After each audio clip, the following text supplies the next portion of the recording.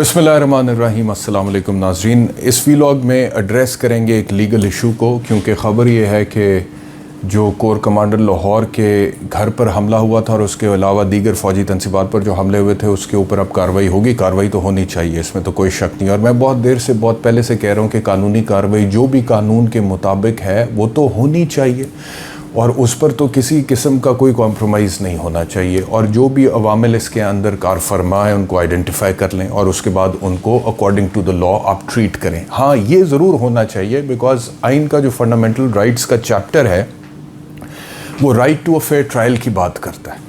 अब right to a fair trial जब आइन के अंदर दर्ज है तो उसका मतलब ये है कि मुल्ज़िम जो होता है ना, एक्यूज़ जो होता है ना, उसके जो भी हकूक़ हैं उन हकूक़ के मुताबिक उसके ख़िलाफ़ क्रिमिनल ट्रायल चलना चाहिए।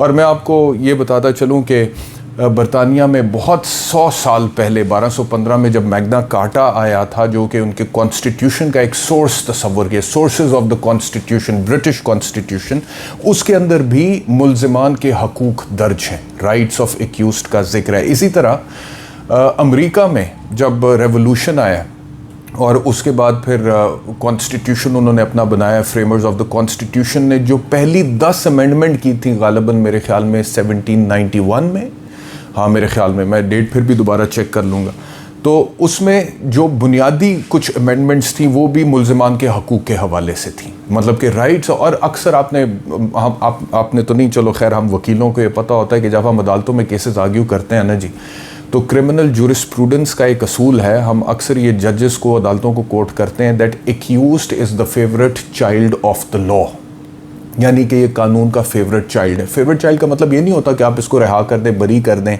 या इसको किसी किस्म की कोई लीनियंसी दे दें या रिलीफ दे दें जो कि मेरिट्स पे नहीं है।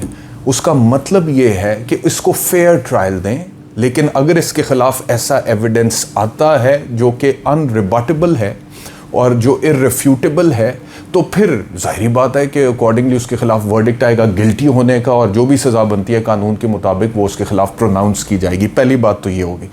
सो मैं इस व्लॉग के आगाज़ में ये जिक्र कर दूं आपसे कि जिन लोगों ने फ़ौजी तनसीबात पे या सरकारी इमलाक पे या निजी इमलाक पे जो कुछ भी है हमला किया है और उनके ख़िलाफ़ एविडेंस मौजूद है, उनके ख़िलाफ़ कानून के मुताबिक कार्रवाई होनी चाहिए, लेकिन कानून के मुताबिक होनी चाहिए ना।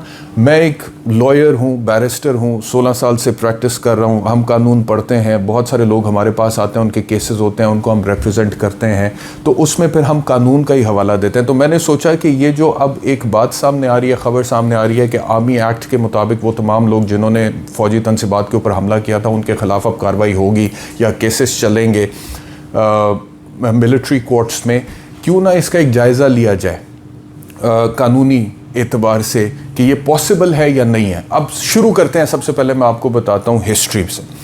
देखें, पाकिस्तान का जो आइन है ना, the constitution of Islamic Republic of Pakistan, इसके अंदर अदालतों के हवाले से पूरा एक चैप्टर है और उसका जो हेडिंग है वो है द जुडिकेचर, और उसमें फिर सुप्रीम कोर्ट का भी जिक्र है, हाई कोर्ट्स का भी जिक्र है और सबॉर्डिनेट कोर्ट्स का भी जिक्र है। और ये जो अदालतें हैं ना, पूरा जो आइन है ना, इसका जो स्पिरिट है वो ये है कि जो एक रियासत होती है उसके मुख्तलिफ सतून होते हैं, जिसमें एक पार्लियामेंट है जो कि कानून बनाती है, एक इंतज़ामिया एग्जीक्यूटिव है जो कि उस कानून को इम्प्लीमेंट करती है, और एक अदलिया है जो कानून की तशरीह करती है। यानी कि अगर कोई शख्स जुर्म करता है, आप उसको पकड़ते हैं, गिरफ़्तार करते हैं, इन्वेस्टिगेट करते हैं, अदालत के हवाले करते हैं, फिर अदालत कानून की तशरीह करते हुए फ़ैसला सुनाती है कि गिल्टी है या नॉट गिल्टी है। तो ये जो काम है ना केसेस चलाने का, ये पाकिस्तान की अदालतों का है, right from the subordinate court, जिसमें क्रिमिनल साइड पे मैजिस्ट्रेट आता है, मैजिस्ट्रेट कोर्ट आता है, और सिविल साइड पे सिविल कोर्ट आता है, और उसके बाद ऊपर डिस्ट्रिक्ट कोर्ट्स आ जाते हैं, एडिशनल सेशन जज, एडिशनल डिस्ट्रिक्ट जज सिविल साइड पे, उसके बाद फिर हाई कोर्ट आ जाता है ऊपर, और फिर सबसे ऊपर अदालत उज़्मा सुप्रीम कोर्ट ऑफ पाकिस्तान आ जाती है, जिसको चीफ जस्टिस पाकिस्तान हेड करते हैं। अब जो अदालत का काम है वो पार्लियामेंट नहीं कर सकता, जो पार्लियामेंट का काम है वो अदालत नहीं कर सकती, और जो इंतज़ामिया का काम है वो ये दोनों नहीं कर सकते, और इन दोनों का काम इंतज़ामिया नहीं कर सकती। ये doctrine of separation of powers कहलाता है, जिसके ऊपर हमारा आइन बेस करता है। ये बेसिक्स है, फंडामेंटल है जो मैं आपको बता रहा हूँ। और किसी भी जमहूरियत में, सिविलाइज्ड कंट्री में आपको यही असूल नज़र आएगा, चाहे आप बरतानिया को देख लें, अमेरिका को देख लें, ऑस्ट्रेलिया को देख लें, न्यूजीलैंड को देख लें, हिंदुस्तान को देख लें, जापान को देख लें, किसी भी सिविलाइज्ड डेमोक्रेसी को आप देख लें, उसके अंदर आपको ये बेसिक सेपरेशन ऑफ पावर्स का कानून नज़र आएगा। तो जब हम बात करते हैं कि अदालतों का काम जो है वो आर्मी एक्ट के थ्रू मिलिट्री कोर्ट्स में क्या हो सकता है, तो ये एक बहुत बड़ा कानूनी नुक्ता है और इसके ऊपर माजी में बहुत सारी बहस हो चुकी है। एक जो मैं आपको मिसाल देता हूँ वो ये है कि माजी में जनरल ज़ियाउल हक ने जब मार्शल लॉ लगाया था तो उस ज़माने में फ़ौजी अदालतों का क़याम हुआ था और उस टाइम पे सिविलियंस को फ़ौजी अदालतों में ट्राई किया जाता रहा है। लेकिन उसके बाद जब वो मार्शल लॉ ख़त्म हुआ जनरल ज़ियाउल हक का, तो उसके बाद वो सारे जितने भी कवानीन वक्ती तौर पे जनरल ज़ियाउल हक के दौरे हुकूमत में बने थे वो भी ख़त्म हो गए और चीज़ें वापस वैसी ही बहाल हो गई। एक दफ़ा तो ये मिलिट्री कोर्ट्स यानी कि फ़ौजी अदालतों का क़याम हुआ था। दूसरी दफ़ा कब हुआ था?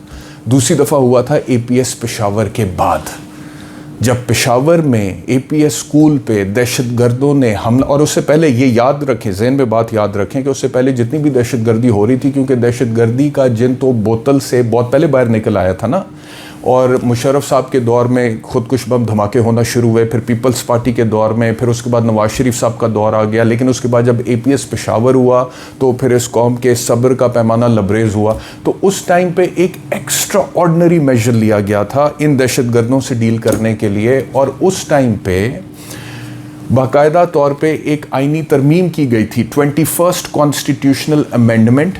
आपको याद होगा रज़ा रवानी साहब जब वो करके बाहर निकले थे तो फिर वो रोए भी थे, और वो रोए थे और उनकी आंखों से आंसू निकले थे, और उन्होंने कहा था कि ये वैसे बेसिक डेमोक्रेसी के ख़िलाफ़ है और कॉन्स्टिट्यूशन, लेकिन हमें करना पड़ा क्योंकि मजबूरी है।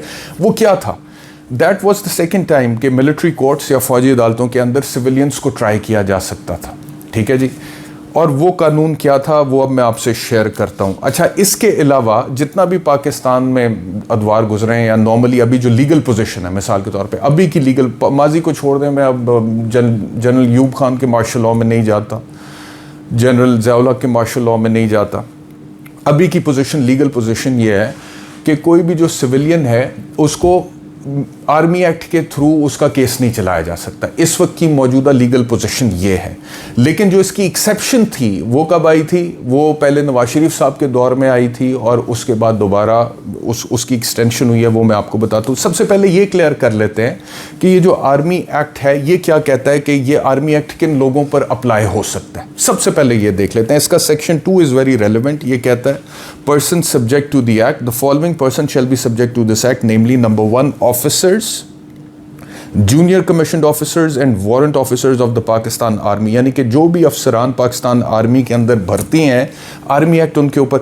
नॉर्मली होता क्या है, क्योंकि आर्म्ड फोर्सेस एक बहुत डिसिप्लिन्ड अदारा है और उसका अपना ही एक सिस्टम है, आपको पता है। तो वहाँ पर जब कोई अफसर या कोई जवान कोई ऐसे हरकत करता है जिसमें वो मिसकॉन्डक्ट का मुर्तकब होता है या कोई जुर्म करता है जिसके ऊपर इल्ज़ाम आता है और वो फिर बतौर मुल्ज़िम होता है, तो उसकी जो मिसाल के तौर पे जितनी भी वो प्रोसीडिंग्स हैं वो फिर इस कानून के तहत होती हैं। लेकिन क्योंकि वो उस डिसिप्लिन फोर्स का हिस्सा है, उसके अंदर भर्ती है, इस वजह से इस कानून के तहत होती हैं। ये सेक्शन 2 सबसेक्शन A कह रहा है। आगे चलते हैं, और कौन ट्राई हो सकते हैं? एक तो officers of the armed forces, जो भी फौज में भर्ती है जी। उसके बाद persons enrolled under the Indian army act 1911, 1911 का जो इंडियन आर्मी एक्ट था उसके ज़रिए अगर कोई इनरोल हुआ था तो उसके ऊपर भी इसका इतलाक़ होगा। लेकिन मेरे ख्याल में अब कोई 1911 में अगर कोई हुआ था तो मेरे ख्याल में अब तो सारे वो रिटायर ही हो चुके होंगे इतने, या शायद जो भी, तो मेरे ख्याल में बहरहाल वो एक कैटेगरी यहाँ पर मौजूद है। इसके अलावा पाकिस्तान नेवी ऑर्डिनेंस 1961, यानी कि नेवी, क्योंकि जो नेवी में भर्ती हो रहा है उस पे पाकिस्तान नेवी ऑर्डिनेंस 1961 का इतलाक़ हो रहा है, उस पे भी आर्मी एक्ट लग सकता है। जो एयरफोर्स पे भर्ती हो रहा है उस पे पाकिस्तान एयरफोर्स एक्ट 1953 का इतलाक़ हो रहा है, उस पे भी आर्मी एक्ट लग सकता है। उसके अलावा कोई भी ऐसा शख्स जिसको फेडरल गवर्नमेंट जो है वो किसी फ्रंटियर पोस्ट पे कोई ऐसा काम स्पेसिफाई करे जिसमें वो पाक फौज के लिए सर्विसेज दे रहा हो, पाकिस्तान आर्मी के लिए फेडरल गवर्नमेंट उसको स्पेसिफाई करे और पाक फौज के लिए वो अकम्पनी कर रहा हो या उनको सर्विस दे रहा हो, उस पे भी आर्मी एक्ट का इतलाक़ हो सकता है। अब सिविलियंस पे कब कैसे हुआ इसका इतलाक़? सिविलियंस पे हुआ जी सेक्शन 2 का सब सेक्शन 3 है और ये आया है जी 2000 added by act 11 of 2017 section 2। ये क्या कहता है? اب ذرا غور سے سن لیں کیونکہ اب سچویشن یہ ریلیونٹ ہے، کیونکہ جتنے لوگوں نے بھی فوجی تنصیبات کے اوپر حملہ کیا ہے وہ سویلینس ہیں، ٹھیک ہے، ان کا تعلق پاک فوج سے اس طرح سے تو نہیں ہے کہ وہ اس میں بھرتی تھے یا وہ انڈین آرمی ایکٹ کے تھرو یا وہ نیوی میں تھے یا پھر وہ پاکستان ایئر فورس میں تھے. اب یہ یہاں پہ یہ بتا رہے ہیں کہ persons not otherwise subject to this act who are accused of, یعنی کہ وہ لوگ جو ادروائز جنرلی اس ایکٹ کے انڈر نہیں آتے ہیں لیکن ان پر کیا جو الزام ہے اس پہ آ جاتے ہیں.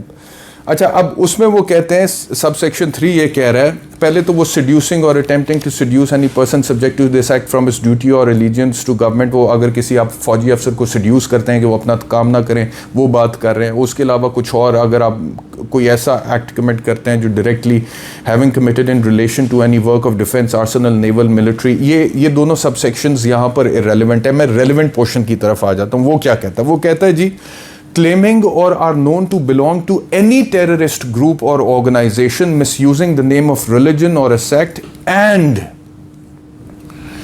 raise arms or wage war against Pakistan or attack the armed forces of Pakistan or law enforcement agencies or attack any civil or military installations in Pakistan. ٹھیک ہو گیا جی.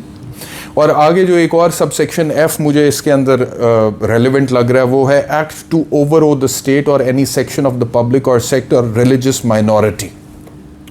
یعنی کہ یہ کہہ رہے ہیں اب شرط کیا ہے؟ سب سے پہلی سویلین، کس سویلین کے اوپر اس کا، ویسے فوجی افسران وغیرہ پہ اس کے اوپر اطلاق ہوتا ہے وہ میں نے آپ کو بتا دیا. کس سویلین پہ ہو سکتا ہے اس کا اطلاق؟ نمبر 1 جو کہ خود کلیم کرتا ہو یا اس کے بارے میں پتہ ہو کہ وہ کسی دہشت گرد جماعت سے تعلق رکھتا ہے، دہشت گرد گروپ سے تعلق رکھتا ہے، پہلی شرط.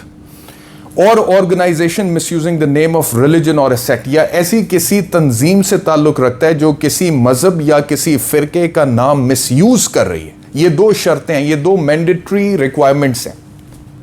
اور اس کے بعد پھر وہ ہتھیار اٹھاتا ہے، ریز آرمز اور ویج وار اگینسٹ پاکستان، یعنی کہ ہتھیار اٹھاتا ہے اور ریاست پاکستان کے خلاف جنگ کر دیتا ہے، اور attack the armed forces of Pakistan اور لا انفورسمنٹ ایجنسیز اور اٹیک اینی سول اور ملٹری انسٹالیشنز ان پاکستان، یعنی کہ آرمڈ فورسز پہ حملہ کر دیتا ہے یا لا انفورسمنٹ ایجنسیز پہ حملہ کر دیتا ہے یا پھر کسی سول یا ملٹری انسٹالیشنز پہ اٹیک کر دیتا ہے یا پھر کوئی ایسا عمل کرتا ہے. Act to overawe, overawe کا مطلب ہوتا ہے to cause someone to feel a mixture of respect and fear، یعنی کہ کسی کو آپ ہڑبڑا دیں، overall حیران کر دیں، ہڑبڑا دیں، جس سے ایک سینس آف فیئر بھی ڈیولپ ہو. Act to overawe the state or any section of the public or sect or religious minority. ٹھیک ہے جی.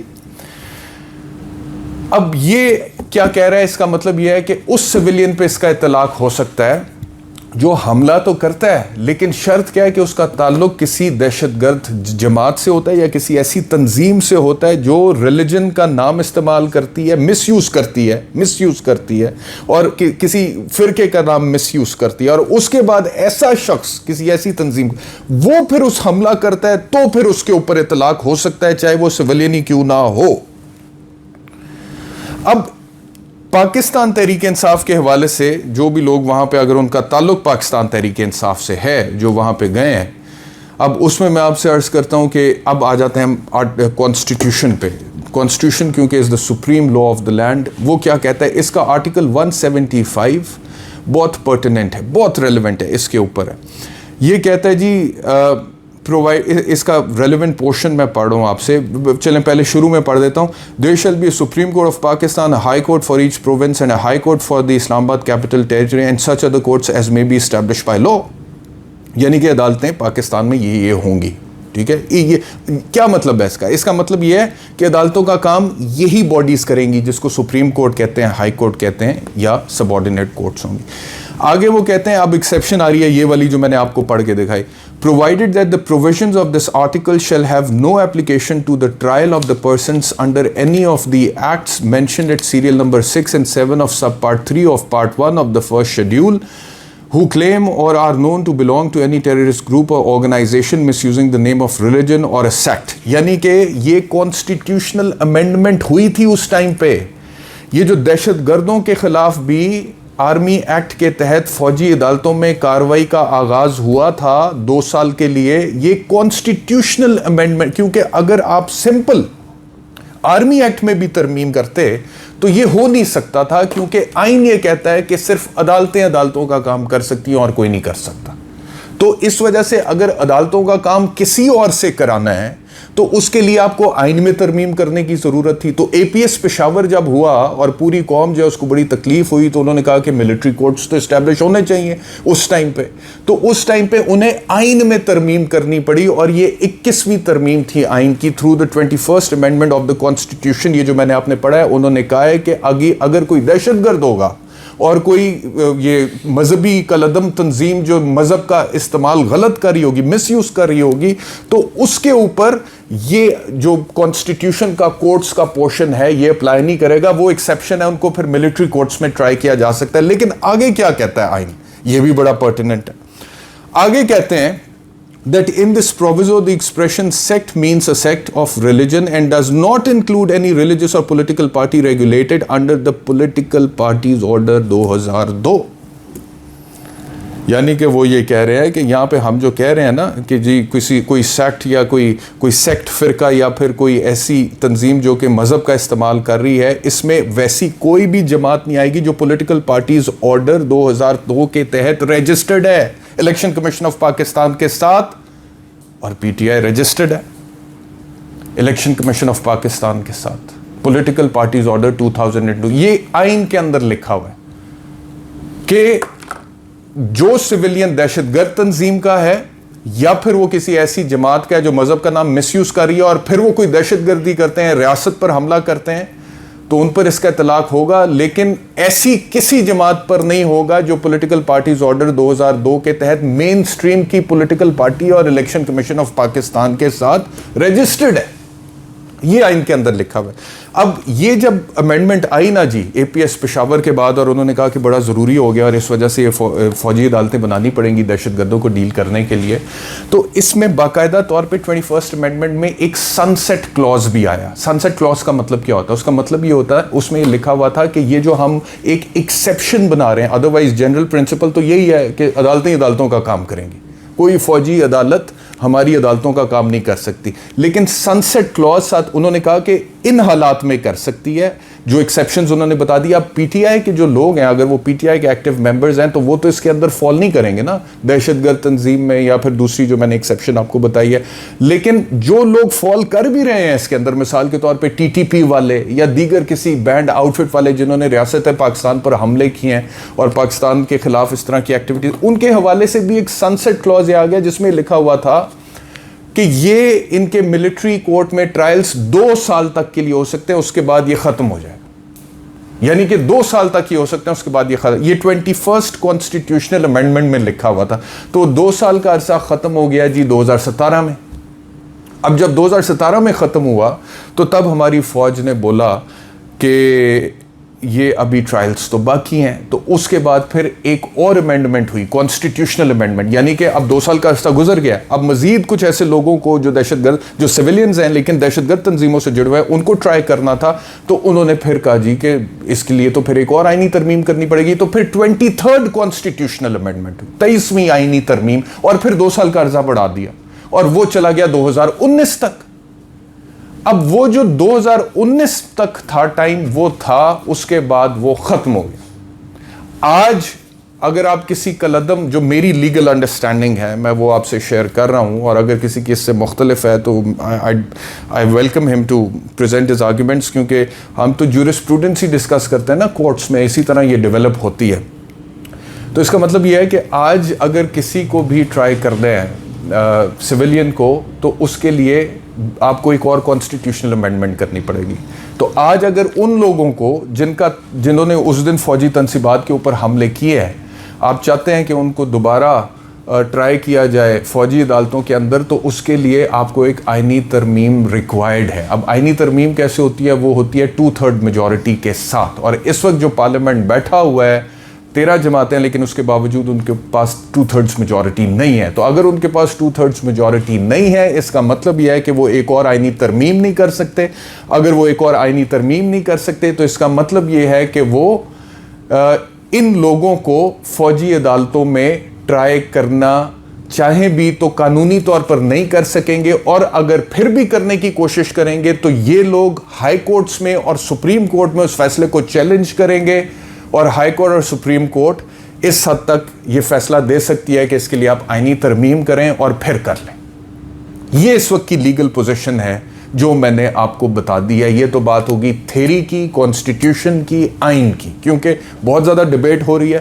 تو میں نے کہا کہ اس حوالے سے جو ہمارا آئین کہتا ہے, کیونکہ آئین مقدم ہے اور اسی ہم رہنمائی لیتے ہیں, وہ مجھے اپنا جو بھی انڈرسٹینڈنگ ہے اور یہ جو آئین ہمیں بتا رہا ہے وہ میں آپ کے سامنے رکھ دوں. تو صورتحال سر یہ ہے. اب مجھے یہ لگتا ہے ذاتی طور پہ کہ یہ ابھی بات تو کر رہی ہے حکومت. اب فوج میں تو ایک غصہ ہے, اس میں تو کوئی شک نہیں ہے. فوج کے اندر ایک غصہ ہے, ایک رنج و غم کا عالم ہے. لیکن میں نے پہلے بھی کہا تھا اور میں 2-3 ویلاگ سے کہہ رہا ہوں, اور میں بار بار دوبارہ یہ پھر کہوں گا کہ یہ جو فوج ہے نا, غصہ تو ہے, اور غصہ سویلینز میں بھی بہت بڑے طبقے میں ہے کہ جی فوجی تنصیبات پر حملہ کیوں ہوا. ایسا نہیں ہے کہ صرف فوج میں ہی ہے, لیکن غصے میں فیصلے نہیں ہوتے. فیصلے ہوتے ہیں ہوش مندی سے, فیصلے ہوتے ہیں قانون کے مطابق, آئین کے مطابق, اصولوں کے مطابق, ضابطوں کے مطابق. ابھی میں دیکھ رہا تھا تھوڑی دیر پہلے مین سٹریم چینل پہ ایک اینکر صاحب بیٹھے ہوئے تھے اور انہوں نے ایسی تشریح کی آرمی ایکٹ کی اور وہ باتیں کی کہ مجھے بالکل ہی ایسا لگا وہ پنجابی کی ایک مثال ہے کہ جب باندر نو ماچس پھڑا دے سارا جنگل ساڑ دیندا ہے. وہ اس طرح کی کوئی انہوں نے عجیب و غریب قسم کی باتیں کی جن کا بالکل موجودہ کرنٹ لیگل پوزیشن سے کچھ لینا دینا ہی نہیں تھا. تو وہ جب میں نے دیکھا تو پھر میں نے کہا کہ اس کے اوپر کلیئرٹی دینا ضروری ہے. اب وہ جو بات ہے کہ وہ ہوا, جو کچھ ہوا ہے وہ غلط ہوا ہے, اس کے اوپر قانونی کارروائی ہونی چاہیے, وہ قانونی کارروائی کریں, لیکن قانون کے مطابق کریں, آئین کے مطابق کریں, فیئر ٹرائل کا موقع دیں, اور ایویڈنس آپ کے پاس موجود ہے. کون سا ایویڈنس آپ کے پاس موجود نہیں ہے وہ عدالتوں میں پریزنٹ کریں, اور عدالتیں جو ہیں اس ایویڈنس کی روشنی میں فیصلے دے سکتی ہیں. لیکن اگر قانون کو مولڈ یا توڑوڑ مڑوڑ کے کوئی ایسی کارروائی کرنے کی کوشش کی جائے گی تو پھر یہ تاثر ابھرے گا کہ یہ دیکھیں جی یہاں سے بھی یہ ٹرانسگریس ہو رہی ہے چیز. تو وہ تاثر ابھرے گا تو وہ جو ایک انصاف کا پروسیس ہے اس کے اوپر بھی پھر سوال اٹھیں گے, انگلیاں اٹھیں گی. اس وجہ سے سمجھداری کا تقاضا یہ ہے کہ جو قانون کہتا ہے اس, اگر آپ ملٹری کورٹ میں ٹرائل کرنا چاہتے ہیں اور آپ چاہتے ہیں کہ آرمی ایکٹ 1952 کے تحت ہی پروسیڈنگز آگے چلیں تو پھر لے آئیں کانسٹیٹیوشنل امینڈمنٹ اگر لا سکتے ہیں, اور اگر نہیں لا سکتے تو پھر جو موجودہ قانون ہے اس کے مطابق ہی آپ کو آگے چلنا پڑے گا. لیکن میں آخری بات اس ویلاگ میں یہ بتاؤں کہ میں آپ کو آنیسٹلی بتا رہا ہوں کہ مجھے یہ لگ رہا ہے کہ پی ڈی ایم کی جو حکومت ہے, یہ جو 13 جماعتیں ہیں, یہ ڈرامہ کر رہی ہیں. فوج کا تو اپنا جو بھی ایک سینٹیمنٹ ہے وہ اپنی جگہ پہ ہے, ٹھیک ہے جی. ابھی وہ آج نیشنل سیکیورٹی کاؤنسل کا اعلامیہ آیا, میں اس میں دیکھوں گا کہ اس میں آرمی ایکٹ کا ذکر ہے یا نہیں. وہ قانونی طور پر تو ذرائع سے میرے پاس خبر آ رہی ہے کہ جی قانونی طور پہ سخت کارروائی کی جائے گی, وہ تو بالکل ٹھیک ہے. قانونی طور پہ سخت کارروائی کسی چھوٹے پیٹی انسیڈنٹ پہ بھی ہونی چاہیے اور اس پہ تو ضروری ہونی چاہیے, ٹھیک ہے. لیکن میں یہ کہہ رہا ہوں کہ یہ حکومت جو ہے نا, فوج کا جو بھی سینٹیمنٹ ہے وہ ایک طرف, یہ اپنی سیاست ساتھ ساتھ کھیل رہے ہیں, اور ان کے ذہن میں بھی یہ بات ہے کہ اگر ایک دفعہ کسی سیاستدان, پولیٹیشین, چاہے وہ عمران خان ان کا بدترین سیاسی مخالف اور حریف ہی کیوں نہ ہو, یا پاکستان تحریک انصاف کے کارکنان ہی کیوں نہ ہو, ایک دفعہ یہ پریسیڈنٹ سیٹ ہو گیا کہ کسی سیاسی جماعت کے ورکر کو یا لیڈر کو جو پولیٹیکل پارٹیز آرڈر 2002 کے تحت الیکشن کمیشن آف پاکستان کے ساتھ رجسٹرڈ ہے, اس طرح سے آرمی ایکٹ کے تھرو ٹرائی کیا جا سکتا ہے, اس کا ٹرائل چلایا جا سکتا ہے. یہ پریسیڈنٹ ایک دفعہ سیٹ ہو گیا تو پھر یہ سلسلہ رکے گا نہیں. پھر آج آپ سمجھتے ہیں کہ پی ٹی آئی کی باری ہے, کل کو کسی اور کی باری آ سکتی ہے, پرسوں پھر کسی تیسرے کی باری آ. تو یہ چیز یہ سمجھتے ہیں, یہ تو بڑی دیر سے سیاست میں ہے. P M L N, Peoples Party, Zulfikar Ali Bhutto صاحب کا دور, آج تک کہتے ہیں ہمیں فیصلہ انصاف نہیں ملا. ابھی بھی سپریم کورٹ میں پٹیشن دائر ہے کہ بھٹو کی پھانسی غلط تھی سپریم کورٹ سے, آج تک سپریم کورٹ نے اس کا فیصلہ نہیں دیا جو ہم نے دوبارہ ری فائل کیا تھا. تو یہ لوگ جو ہمیشہ سے ان چیزوں کے خلاف آواز اٹھاتے ہیں, رضا ربانی صاحب رو پڑے تھے یہ 2 سال کے لیے امینڈمنٹ کر کے, 2 سال کے لیے امینڈمنٹ کر کے, جو 2 سال گزر گئے تو پھر 2 سال کے لیے دوبارہ ایکسٹینشن ہوئی, اور وہ 2 سال بھی 2019 میں گزر گئے. رو پڑے تھے کہ ہم سے بس جی ہمیں کرنا پڑا ہے بڑے بھاری دل کے ساتھ. آپ کو لگتا ہے کہ یہ لوگ ایسے کریں گے؟ تو یہ اس میں میرے خیال میں, اور آج پرائم منسٹر کی جو سپیچ ہے پرائم منسٹر کی جو سپیچ ہے وہ بھی میں نے پوری سنی ہے، اور اس میں کہیں پہ انہوں نے یہ تو کہا ہے شہباز صاحب نے کہ جی یہ ہوا بڑا غلط ہوا، جو کہ ہوا بالکل صحیح بات ہے، اس کے اوپر تو کوئی اختلاف ہے ہی نہیں، لیکن ایک دفعہ پرائم منسٹر کے منہ سے یہ بات نہیں نکلی کہ ان لوگوں کے خلاف آرمی ایکٹ 1952 کے تحت کارروائی ہونی چاہیے۔ اور ایک چیز میں آپ لوگوں کو اور بتا دوں کہ یہ جو میں نے آپ کو ایکسیپشنز بتائی نا کہ سویلینز ویسے تو نہیں ٹرائی ہو سکتے آرمی ایکٹ کے تحت، لیکن جو ہو سکتے ہیں وہ دہشت گرد ہو سکتے ہیں، اور دوسرے وہ جو ایسی تنظیم جو مذہب اور فرقے کا غلط استعمال کرے اور پھر حملہ کر دے مس یوز کرتے ہوئے، ان آئیڈیالوجیز کا استعمال کرتے ہوئے، وہ ہو سکتے ہیں۔ تو پی ٹی آئی تو یہیں پہ اس میں سے اس کیٹیگری سے نکل آتی ہے نا۔ لیکن آگے کی اگر میں آپ سے بات کروں نا کہ جو ایک سرونگ آفیسر ہے آف دی آرمڈ فورسز وہ ریٹائر ہو جاتا ہے تو وہ بھی آرمی ایکٹ سے باہر نکل آتا ہے according to sub section 2 of the section 2۔ وہ کیا کہہ رہا ہے؟ وہ کہہ رہا ہے every person subject to this act under clause a اور کلوز بی اور clause e of sub section 1 shall remain so subject until duly retired, released, discharged, removed اور ڈسمسڈ فرام دا سروس۔ یعنی کوئی بھی ایسا شخص جو کہ پاک فوج میں سروسز دے چکا ہے لیکن اس کے بعد ریٹائر ہو گیا، ریلیز ہو گیا، ڈسچارج ہو گیا، ریموو ہو گیا، ڈسمس ہو گیا سروس سے، اس کے بعد آرمی ایکٹ کا اطلاق اس کے اوپر نہیں ہوگا۔ یہ سب سیکشن 2 آف سیکشن 2 کہہ رہا ہے۔ اور اس کے بعد میں آپ کو ایک اور انٹرسٹنگ چیز بتا دوں یہاں پہ کہ جن لوگوں کو کرنا ہے نا جی دہشت گردوں کو بھی کرنا ہے اگر، تو اس کے لیے بھی پہلے فیڈرل گورنمنٹ نے اپروول دینی ہے۔